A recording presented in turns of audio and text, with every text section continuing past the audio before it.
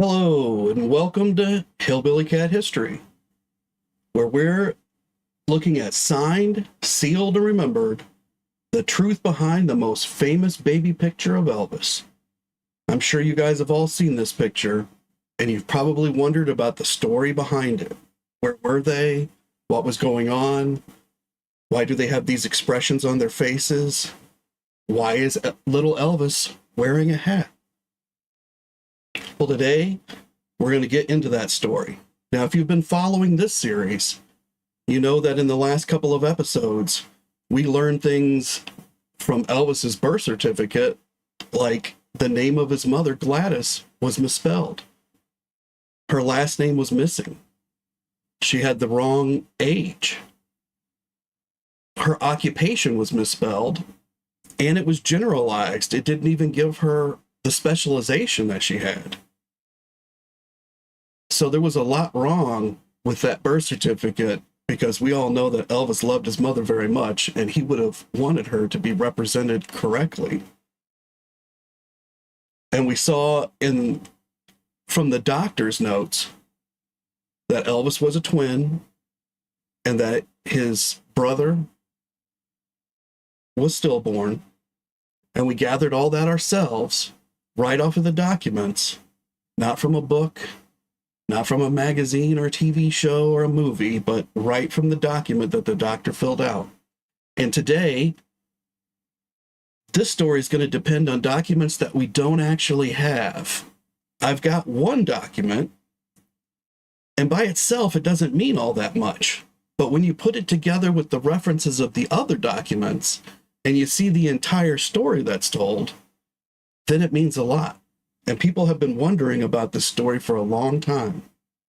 Hi, Anna. Thank you so much for coming. I really appreciate it. And I hope you find today's story very interesting. Because this story, this is the one where we talk about when Vernon went to prison. Because we've looked at the birth certificates, we're going chronologically forward, and we're going to get to a point, that this is the next thing that happens in his life, really, that we have documents for, or that I have access to documents to. And that's about Vernon going to prison. There's a story about a $4 check. And there's a story about something that was done with the check. And the story that we're telling today, it's not the story about crime. It's a story about a pig, a check, and the child with the hat that's caught between the justice and the mercy. Because we're going to see justice come down. We're going to see some people with mercy. We're going to see some people with anger. We're going to see all of that today. Hi, Terry. Thank you so much for coming. Definitely appreciate having you here. But before we get completely into this story, we've got to know a few people that went with the story. People that you may not know, that you may not have heard about before. People that I don't necessarily have documents to show, but you still need to understand who these people were in order to understand the story. So we're going to get started with that right now, and we're going to look at this first person. Oh, hang on here. It's gotten out of control and gone on to its own.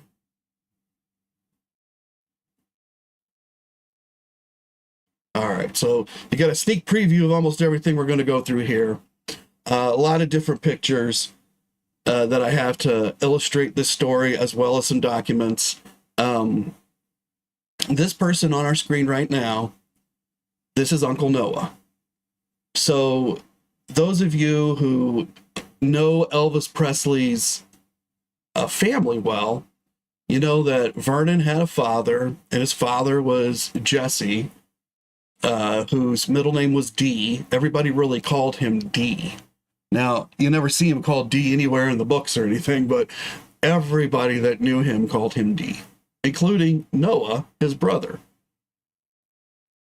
So this is Noah Presley. He lived in East Tupelo, nearby to where Jesse lived. And of course, Jesse lived with the woman that we know as Dodger, Minnie Mae Presley, Elvis's grandmother, who lived with him at Graceland, who was still there after Elvis passed away with her daughter Delta, and then Minnie Mae passed, and then eventually Delta. This is Jesse's brother, so this would be Vernon's uncle. And Noah loved Vernon as if he was his own son. And Noah also had a family. And he had a son named Sales. So what's important to know about Noah is that you can see that he's wearing a hat here. He was a school bus driver. So he drove the local school bus in East Tupelo. So there's a difference between Tupelo and East Tupelo. Tupelo is Tupelo, and East Tupelo is east of that. Now, if you go to Tupelo today, it's all Tupelo because of Elvis. They've embraced East Tupelo as Tupelo. It's all together as one city now. And of course, the biggest attraction in the city is the Elvis birthplace, which is in East Tupelo. So Noah was elected mayor of East Tupelo on January 7th, 1936. So Elvis was born January 1935, and the day before his first birthday, Noah Presley, his uncle, is elected mayor of East Tupelo. Plus, he's a school bus driver. And in these days, that means you took the school bus back to your house or wherever you lived, and you parked it there, and you got up in the morning, and you did the school bus run, then you took them home in the afternoon, and you took the bus home. So he had this bus all the time. So now let's meet the next person in this story.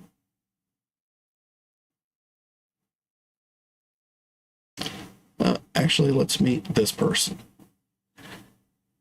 So there are two people in this picture. One is Sales Presley, who is Noah's son, and he's around Vernon's age. And the woman is Annie Cloyd, who married Sales and became Annie Presley. Now, they got married when she was very young.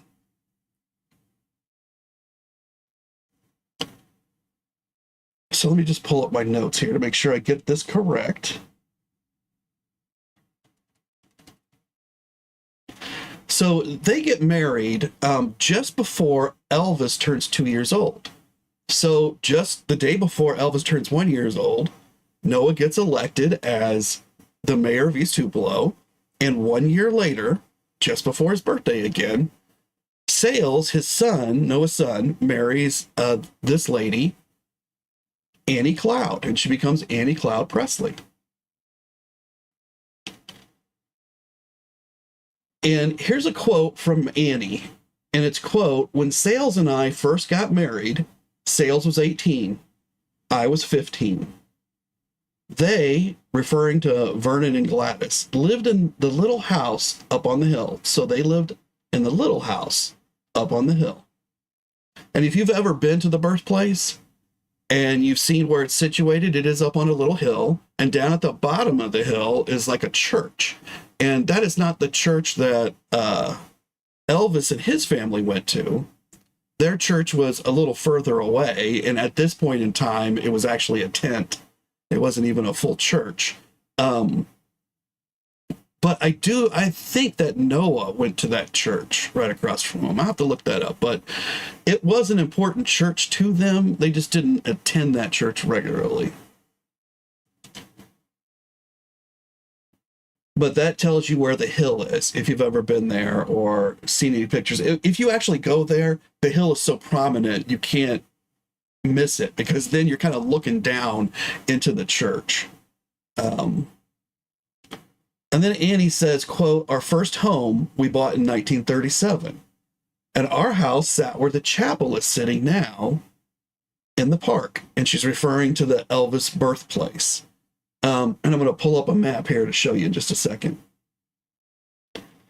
We were neighbors right there together. So let's go ahead and look at this piece that I've prepared for us.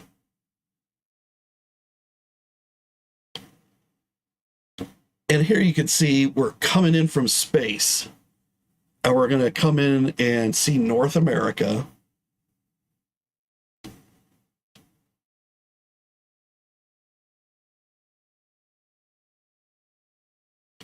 And then we're zooming in on Mississippi.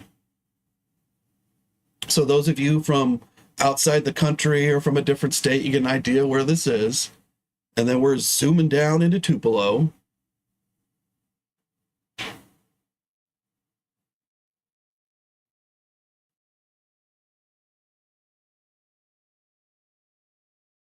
And then as we come down into Tupelo, you'll see a place that has a really large parking area, and it looks like the biggest place in the area, in the whole town. That's the birthplace. And we're zooming right in on it now. So I'm going to pause this here so that we can get a good look at this. At the very top of the screen, and I don't have any way to point that I know of, or that I figured out yet, so you'll just have to go with the descriptions that I give here. But if you go to the very top of the screen, there's a little house in a circle, and we're looking directly down on it, so you really just see the roof. That's the birthplace. That is the house that Vernon Investor and their father, Jesse D. Presley, built with their own hands, with a bunch of nails and some lumber, about $180 worth of lumber, and some hammers. And they put this whole thing together, and it's lasted ever since. Now, there's been maintenance work, of course, done on it, and refurbishment, things like that. But it's pretty amazing that this still exists here. Now, if you look all the way at the bottom of the screen, and just a little bit over to the right, there's another building, a very square building. That's the chapel. Now, there's also a church there, and it's just off screen at the bottom. But that is the church that they used to attend, the Assembly of God Church, and it's been moved over to this spot so that you can visit it when you visit the park. But the chapel that Annie's referring to, I believe, is this square building.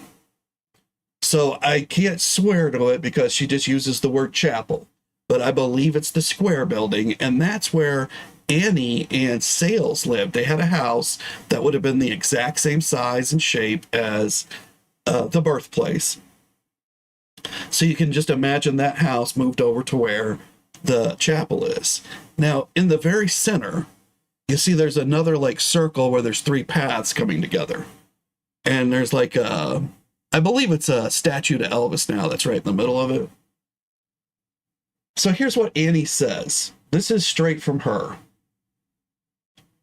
Our house sat where the chapel is sitting now there in the park. We were neighbors right there together. Aunt Minnie and Uncle D lived between us. They lived next door to the birthplace down there. So we were all neighbors and friends. We visited and formed a friendship that we kept as long as Gladys lived. Vernon was older than Sales. So Sales was 18. Vernon was like, I think 20 at this point. Because I think he was 18 when we looked at it when Elvis was born. So this is 1937, the very beginning of 37. And right there in that circle where that statue is, that's where the big house was. Okay, now what's the big house? Well, that's the house that Jesse and Minnie Mae lived in. And there are stories about how if you came to the big house and you tried to stay for dinner, Jesse would tell Minnie how many biscuits you were allowed to have. And that's how many she made. And that's all anybody got. You know, the number of biscuits came out and that was it. And he liked to keep things pretty tight so that you didn't feel like you should come back and have dinner again. But what do they mean by big house? How big was this house? Well, my great-grandparents lived in a house that was, I believe, exactly the same as the big house. It's two of these shotgun houses stuck together. And the way this happens is you build one shotgun house exactly like Vernon did, or exactly like Sales and Annie had. And as your family grows and you move up in your career and you get more money, hopefully, you add a second shotgun house, but you stick it right onto it. So now you have 2 shotgun houses, but you cut doors in the walls that are in between them, so that you have 2 interior doors. And then you usually add on a front porch, and we know that the big house, I believe, had a front porch because there's some stories about it. And in my grandparents' case, my great-grandparents' case, they added on a huge kitchen at the back, which I believe it started out as a porch and then just grew into this big kitchen area.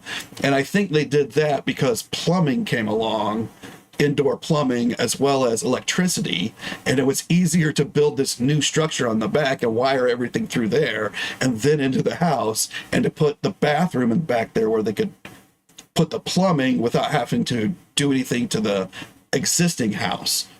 So I don't think that the big house here had a bathroom. I'm sure they were still using an outhouse. I don't know if they had a kitchen on the back. I don't think they did.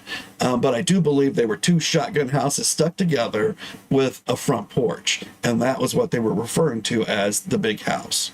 Now, if it had an additional structure on the back, that really would make it a giant house in this area and worthy of the name, big house. But even with just the 4 rooms, that's pretty big. And Terry's asking, did they move the 2-room shack up from the original place? No, this is the spot where it was.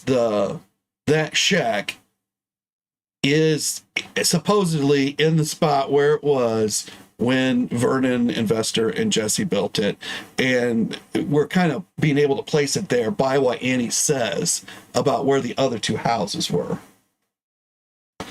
And Terry's saying he's sure that he's read that they moved it from somewhere. Well, I believe that there were multiples of these houses, and there's some speculation that this isn't really the house and that this is somebody else's house that got moved there. So that might be what you're reading. They also did some extensive work on it at one point. It may have been moved to somewhere else for a while. I'm not really an expert on that part of the history, but you do bring up a good point that how do we even know that this house is where it's supposed to be, or is the original structure? And if you actually go to the website for the birthplace, you can find this floor plan, and it swears that it's a floor plan that was drawn by Vernon about what this house looked like, and there's a bathroom on the back of it. Now, you can go to this house and look at it and see that there's no bathroom on it. So it doesn't have the jutting part that is drawn on to what they're saying Vernon drew. So it's crazy. So there definitely is confusion about this house. So again, what we're doing here is for entertainment purposes only. I don't really know what I'm talking about, but I found some information and I'm trying to push it out there, so hopefully you guys can take a look at it too. And Terry's saying, okay, Matt, cheers. And but definitely, Terry, you keep all the questions coming, because we should question every part of this. But we've also got Annie's testimony about where these other 2 places were. So I think that kind of narrows down that this is pretty much where it was, if it is or is not the original structure. But let's go back to the story. Hi, Angel. Thank you for coming. Appreciate seeing you here.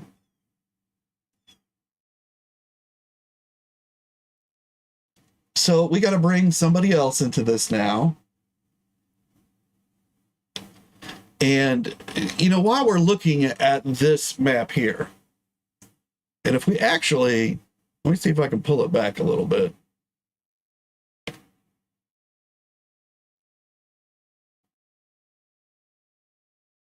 All right, so this area that we're looking at right now, you can see there's some houses over to the left-hand side.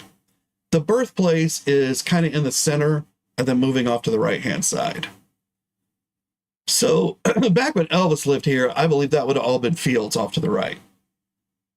This part off to the left, the reason that Annie's referring to it as up on the hill is not just that it's on this hill, but that it's overlooking the stuff that's below it.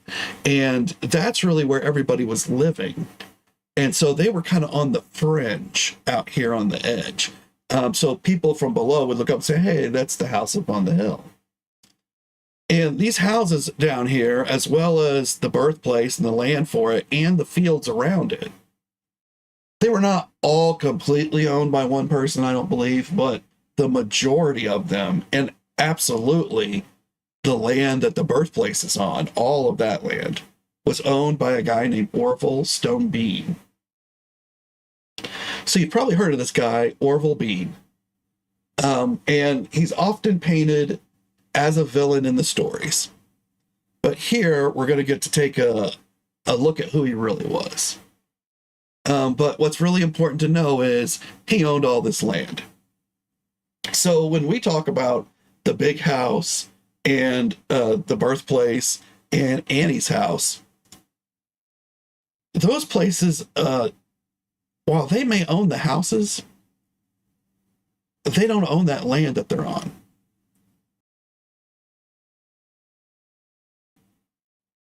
So it's kind of like a trailer park, but these aren't trailers because you can't move these homes. They're not mobile. Now, Annie's saying that she bought the house. So let's just look at that quote again. Our first home we bought in 1937. So she's indicating that she bought the house. Now, I don't know whether that means they bought the land or not. I don't know whether in the big house, Jesse had bought the land either. But what we do know is that the land that the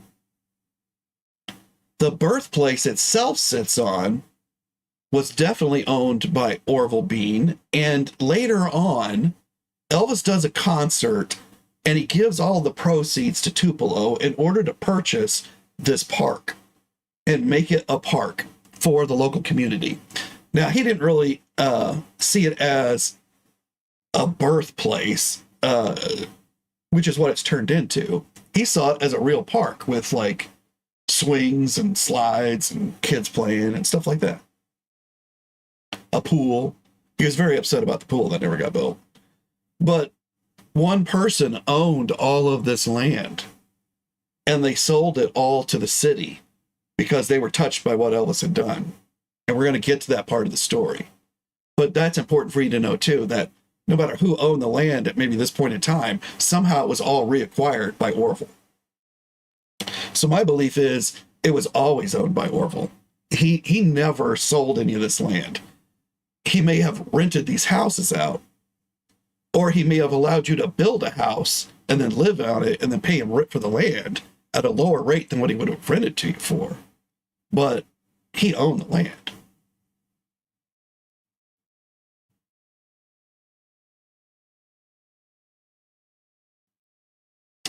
So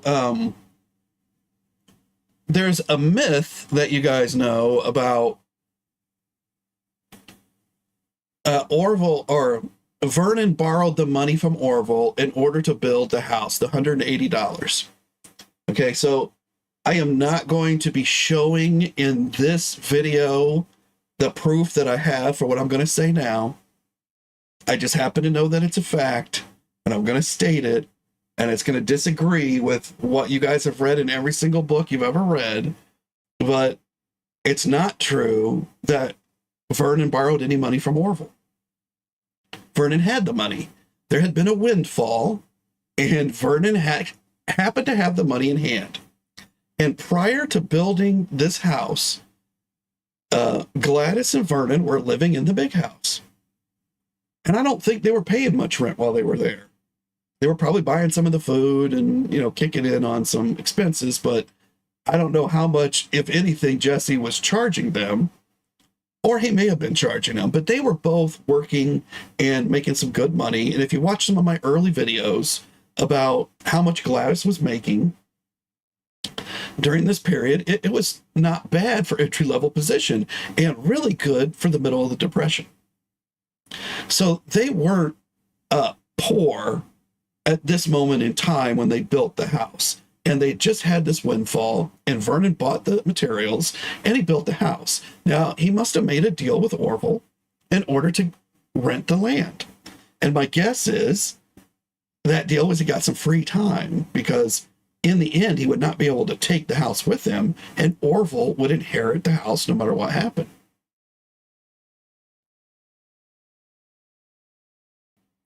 So when we talk about rent payments, we're talking about what's being paid to actually use the land.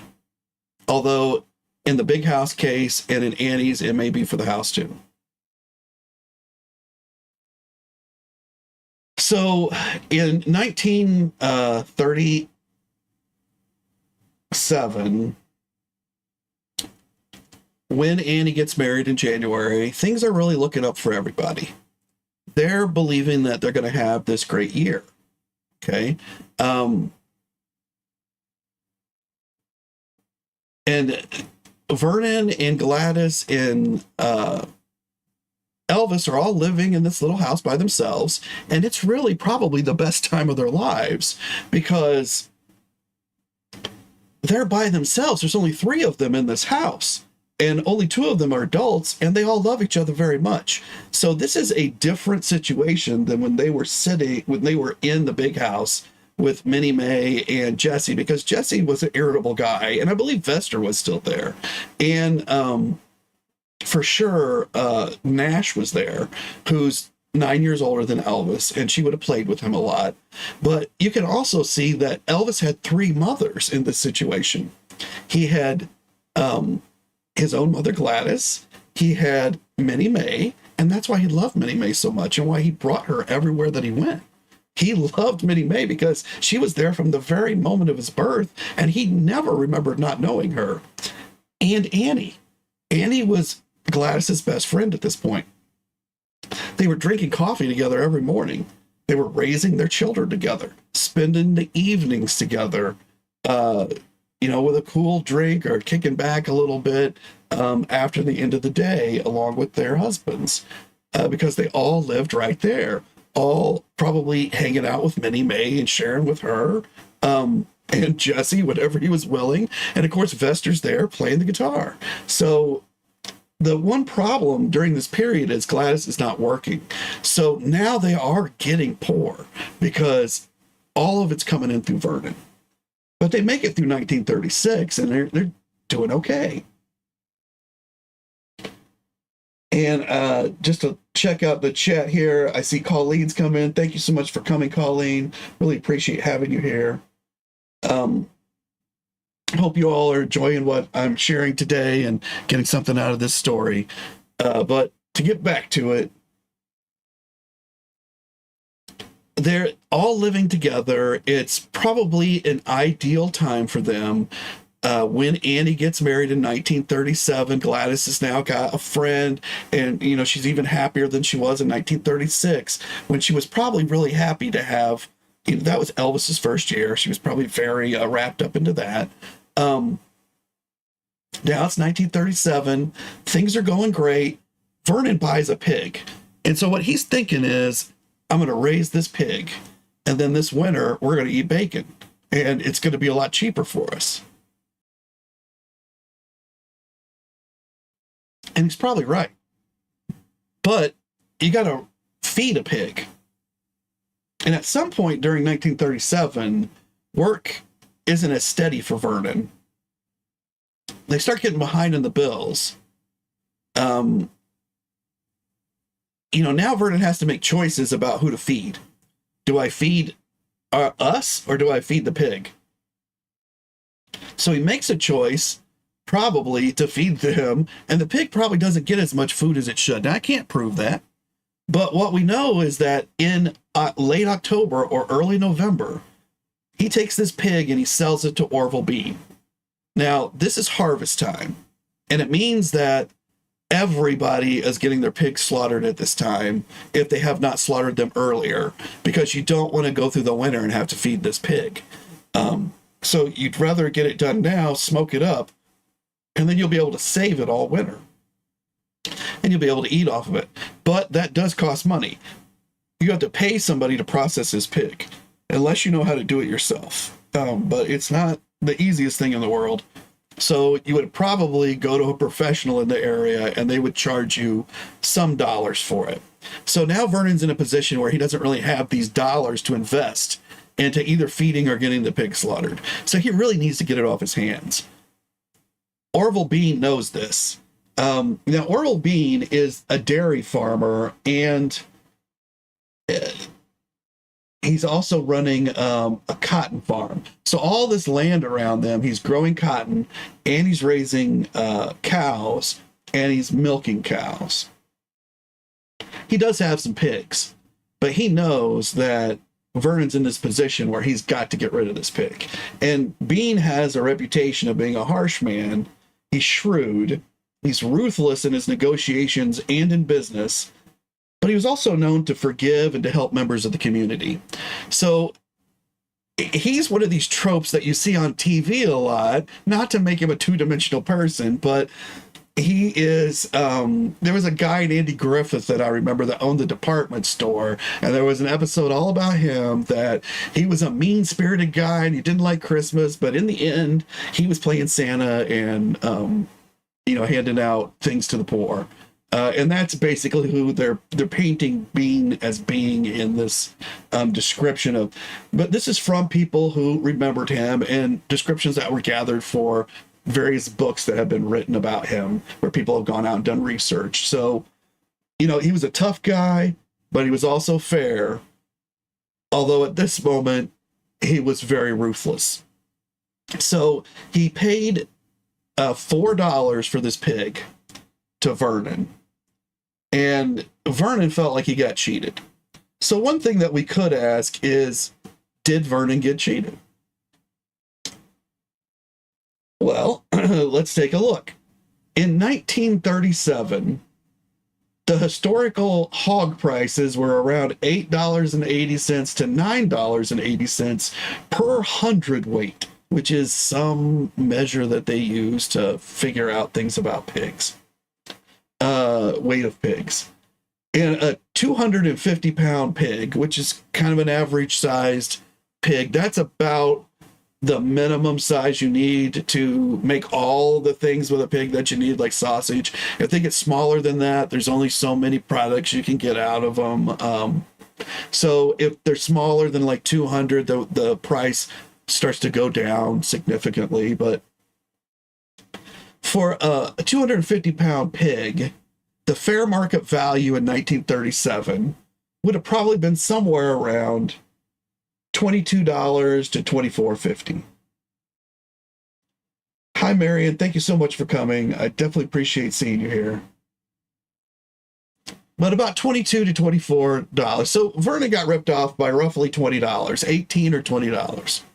Now, you could argue that maybe this pig wasn't 250 pounds. Good argument. Probably wasn't.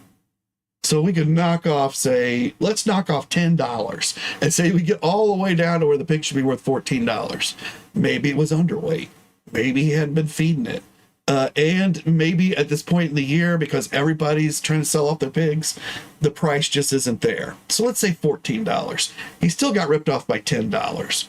Now, how much is that? Because you think, $10, it doesn't sound like that much. But $4, that wasn't much to get either.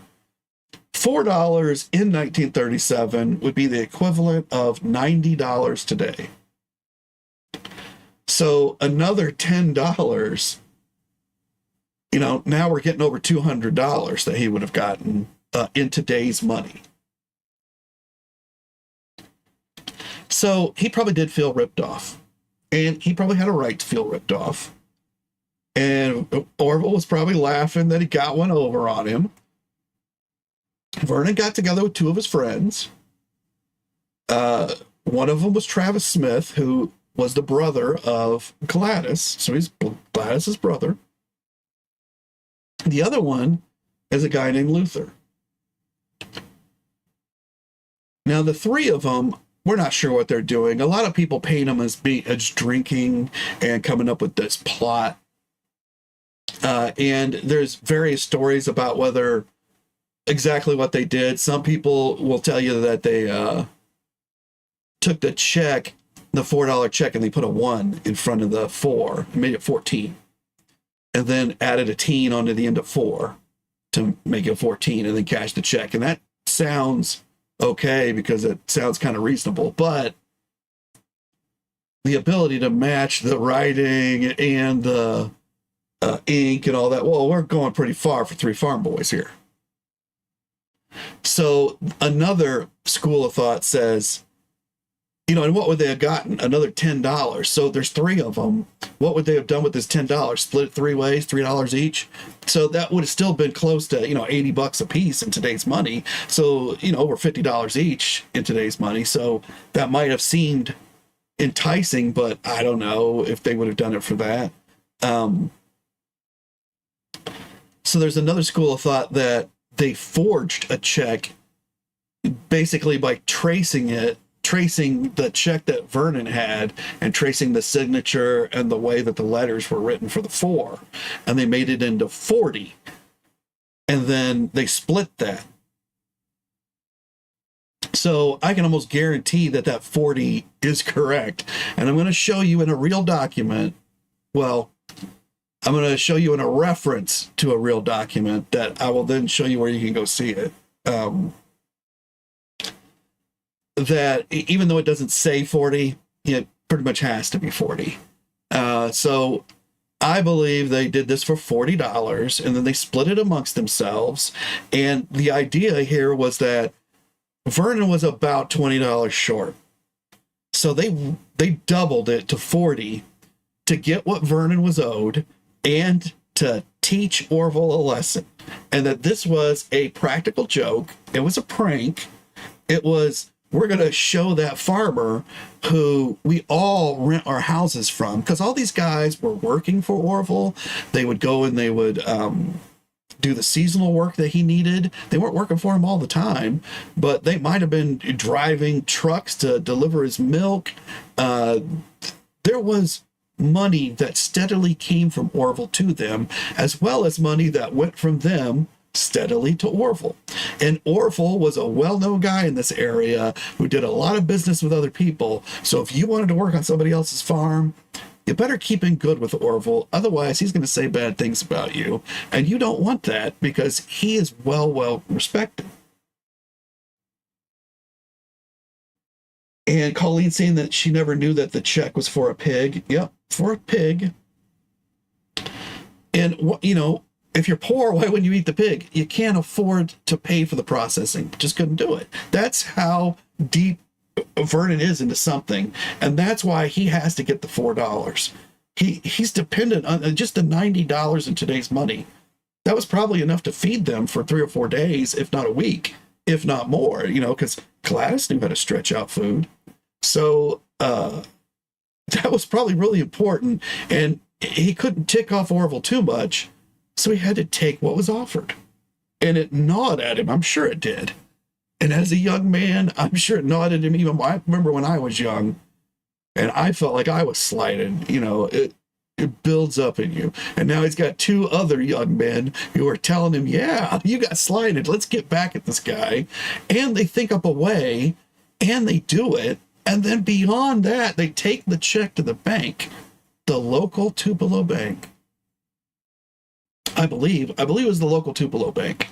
I don't have an actual verification on that, but I believe they took it to the local Tupelo bank because it's the Tupelo police that get involved. And they cash the check, and it cashes. And so at the moment that, and I believe it was Luther and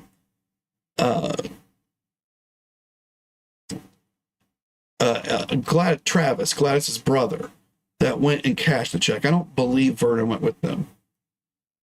And, you know, let me go ahead and also state that I'm not saying in this story that any one of these 3 gentlemen, Luther, Travis, or Vernon, was more guilty or less guilty or a bad person or a good person. I'm just saying these are the events that happened. And I'm not pushing blame onto anyone. These are the events. We should see them as they were. We'll learn from them. That didn't make any of these people bad people. And the punishments that they got were very severe. as we will see. So, and I don't believe that they meant the felony harm that they ended up being charged with, nor did Orville mean for what happened to them to happen. This all spiraled out of control because 3 young men were stupid. And one older man stuck to his guns and his rights, but I think more happened than he really wanted to happen because he also knew these boys. He'd seen them grown up. He'd known Vernon since he was born. So I think it did hurt Orville that he caused Vernon pain, but at the same time, Vernon was one of these Orville was one of these hard men. So we just got to understand that as we move through. And Marion saying this farmer could have said, "Give me the money back." He must have known how very poor Vernon was. Why send him to jail and ruin his life? And that's a great question, Marion. And that's what that's part of what I mean by spiraling out of control. So they went and they cashed the check. You know, that's the moment when everything spirals, because now you've involved the bank. It no longer has anything to do with Orville. People will talk about how Orville didn't stop pressing the charges or whatever. Has nothing to do with Orville. It's the bank. They've stolen money from a bank. They stole $40 from it's the same as Bonnie and Clyde going in, is the way that the law sees it. So at that moment, the bank got involved, and then they contact, Orville to determine whether this was truly a theft, which it turns out to have been, and then they contact the police, who then go to arrest these gentlemen. So once the police are involved, I'm sure anybody that knows that's ever been involved with the police, now the state's involved, or the city, or the county, or whoever, and there's no getting out of it. You got to go all the way through the process now. There's a couple of spots where maybe they can cut you loose, but then you're all the way in, and you go all the way through. And in something like this, what's the bank going to do? Say, oh, it's okay that these guys came in and took $40. We're not going to press charges. That would invite everybody to come in and steal $40. So they can't do that. That's what happens to these 3 gentlemen. And then Colleen says, wasn't Orville the man that loaned Vernon the money to build the house or own the land it was on? He owned the land, but he did not loan the money. Everybody says that he loaned the money, but I will show in a much deeper dive that I will do about the birth that Vernon and Gladys happened to have this money, and they used it to escape from Jesse Presley because they didn't want to continue to live in the big house with Jesse. And that's why they built this little house and moved over into it. But that will be another video.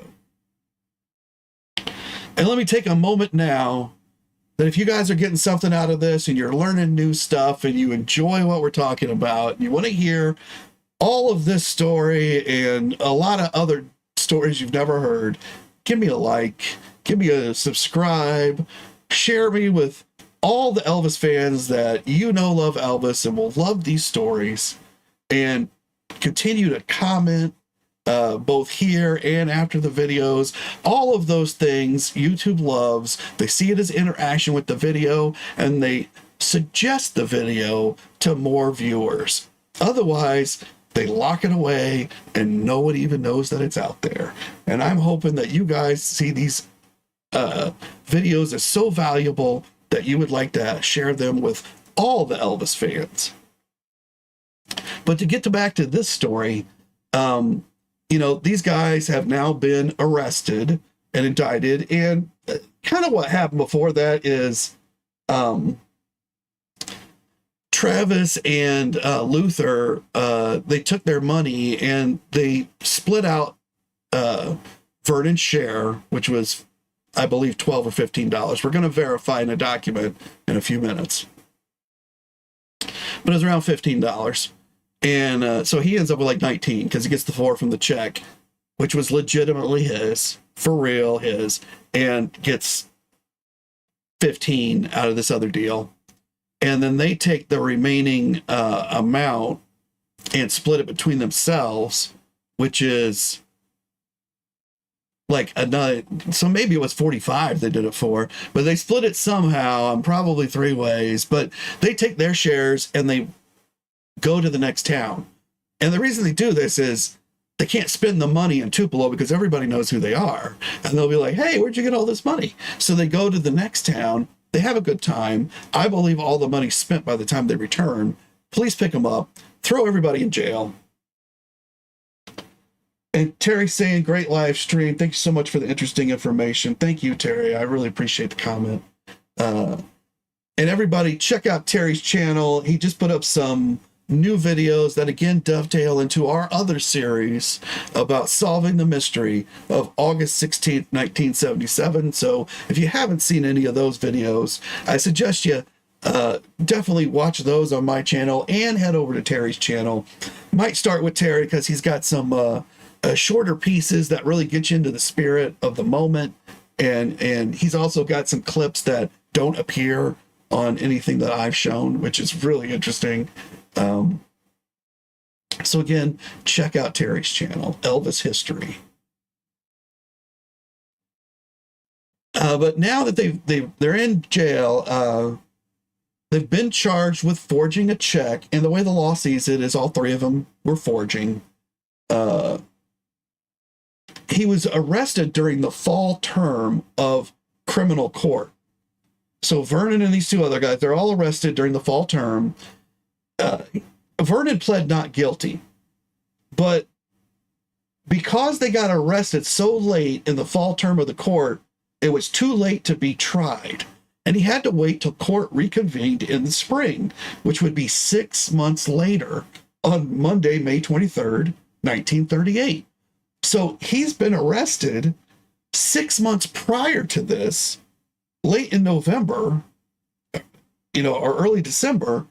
And now he's stuck in jail unless somebody pays the bond.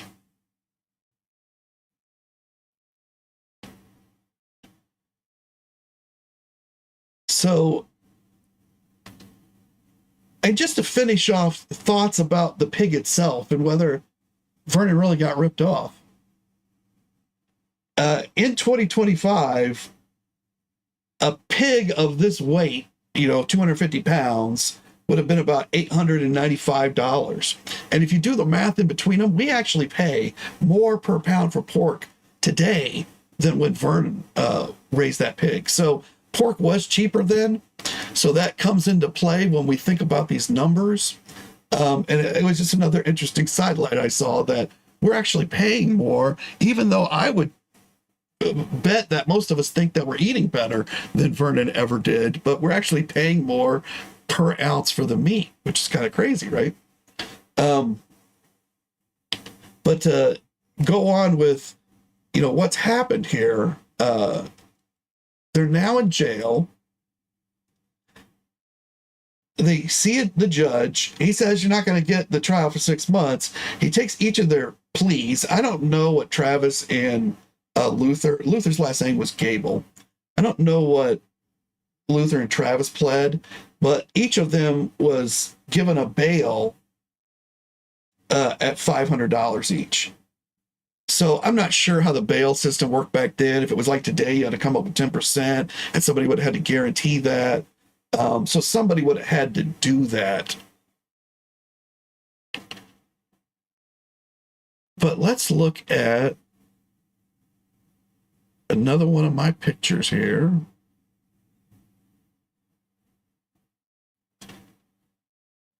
So this is a picture, supposedly, and I can't really guarantee this is it, but that's supposed to be Orville Bean and his wife. And I believe her name was Edna. Can't guarantee that either, but Orville Bean, this picture is listed with some information about him, indicating that this is Orville.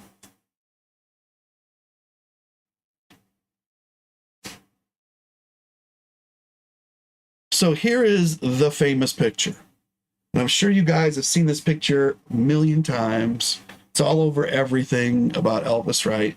And you see that gray background. So one school of thought would be, hey, they're at a photography studio and they've strung this like fabric behind them that has this appearance. Because I'm sure we're all familiar with that from our own childhoods. Back when you would go to Kmart or like Walmart and somebody would be set up with a camera and they'd be taking photos and you would buy like a set of photos. But I don't think a guy who's selling a pig for $4 is getting anybody's picture taken at a professional photography shop. So where was this picture taken? Why was it taken? Why does Elvis have a hat on? Whose hat is it? And what other details do we see in this picture? So one thing that everybody always notes is that they don't look happy in this picture. Like, Elvis looks okay, but he's a kid, so there's no expectation as to what his expression will be. But the other two, they look it's almost like this picture was taken in the 1800s, like the 1880s, instead of the 1930s, when you would have expected more of a smile from each of them. Most likely, this picture is taken in the Lee County Jail in Tupelo. It's a brand new facility, and that's why that concrete wall looks so clean. It's brand new, like they just built this thing. Vernon was arrested on November 16th, 1937. This jail was built by the Works Progress Administration, or the WPA, which was part of the New Deal that was being run by Franklin Roosevelt in the 30s in order to provide employment for the many, many, many unemployed people all across the country. Before they had this jail, all county prisoners were confined in the town jail, which was a rundown and out-of-date facility. But here is where we see a bit of racism from our history, the history of the United States, creep into the story. Because when they built this new facility, they only transferred white prisoners. The other prisoners remained at the old jail and the out-of-date facilities, and only white prisoners came here. So in some senses, Vernon was lucky because he came here to a brand new facility. So this wasn't a facility that had already been used by many, many, many other prisoners or convicts. This was fairly new, fairly clean, brand new facility. Now, why does Elvis have this hat on? Well, most likely somebody drove Elvis and Gladys here from East Tupelo. It's a couple of miles. They could have walked it, but good chance somebody drove them. As you can see, Gladys is wearing a dress. It's got a belt on it and a big wide collar.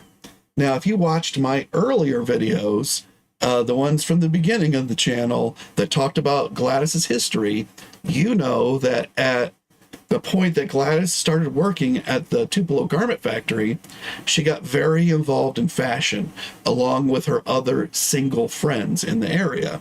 And they were sewing their own clothes, and she was adding these big collars and these fancy belts to add flair and individuality to her dresses. Now you can see the dress, I think, looks slightly faded, slightly old. I believe this is a dress that she sewed herself, probably 1934, before Elvis was born in 35, maybe 1933. And of course, this is 1937, late 37. So she's washed this many times. It's been worn many times, but it still makes a striking outfit, and it may be the best dress she has right now. Because since the point in time where she made this, yes, their financial fortunes have fallen, but they have gained Elvis and a house, which, their dreams are coming true. But now everything is shattered because Vernon's going to go to jail. Now, who brought them? So I don't think Gladys walked in her nice dress 2 miles. Now, if you look at what Elvis is wearing, other than the hat, these are clothes that Gladys, she sewed these. And this is why she's not sewing dresses for herself. She has to sew clothes for Elvis to wear. So she has made these overalls. She has made this shirt. She is a talented seamstress. We know this from her childhood. She grew up with found a friend with a sewing machine and started making clothes. And then she became a seamstress at the Tupelo garment factory, where she runs a sewing machine all day long. Now, she hasn't for a while. And if you look at the dress she's wearing again, it does look a little big on her. So I think she's lost a little weight here. She's probably lost 20 pounds from what she was at when she was working at the Tupelo garment factory. Now, the hat that Elvis has on. So somebody's driven him here. That person is probably Noah. Uncle Noah in the school bus has driven them over here so that he can see his near son, Vernon, who is stuck in this jail. And Noah loves Vernon, so I'm sure he would have welcomed an opportunity to come over here and see him and to bring the family. Family was very important to Noah. That hat, I think, is Uncle Noah's hat that he has put onto Elvis to take this picture. And who's taking the picture? Well, I don't think it's a professional photographer because they can't afford one. So I think it's the only person that Elvis knows at this point in his life who owns a camera. And that's probably Uncle Noah. So Uncle Noah, we know, had the school bus to bring him. We know he could have afforded a hat. And we know of all the people in Elvis's life, the one most likely to own a camera at this point in time is the mayor of East Tupelo, Uncle Noah. So my belief, and I can't prove it in any way, can't even prove this was taken at the jail, other than there are some articles out there that will say that they also believe it was taken at the jail at this time because of the age that Elvis is, because of what they're wearing, because of the looks on their faces, and because this is a point in time when they would have wanted a picture. Gladys would have needed a picture. And they probably had not had that point in time before because cameras were not readily available and they just wouldn't have thought about snapshots back then. So this was definitely a planned event. And I believe it was Uncle Noah. And that really brings us to the end of today, where I have a whole lot more to this story. We haven't even made it to the actual piece of documentation yet, but we're going to see that piece as well as talk through another one. And they're going to be about how Vernon was not forced to serve his entire sentence, why he was let out early, details that are in these documents about what actually happened to back up some of the things that I've said today. So that's all going to come in the next episode. And Terry's saying, thanks for the shout out, Matt. I'll give your channel a shout out in my next video. Thank you, Terry. I appreciate whatever you do, but I'm giving you a shout out because you deserve it. I've watched your videos and they do dovetail so wonderfully into what I'm putting out on the other channel that I think that if you're going to watch my videos, you should be watching Terry's. And if you're going to watch Terry's, you should go ahead and watch mine because you're going to appreciate the entire experience that we're able to bring you. Thank you so much, Angel, for saying thank you. And Marion, thank you. Also, Anna, I appreciate all of the goodwill. And Colleen, this channel only survives because there are people here to hear the stories and that want them to continue, and that comment like you guys and interact. And I do get comments on the reruns. YouTube is telling me that I get an unusual number of reruns because of the content. YouTube doesn't know it's the content. They just know that something unusual is going on, that we're doing something outside the algorithm here, that this isn't all about flash, that this is about substance, and that we're getting down to the nitty gritty, and everybody gets to see the source material and make their own decision. Thank you, everybody. And until I see you again, everybody keep on taking care of business.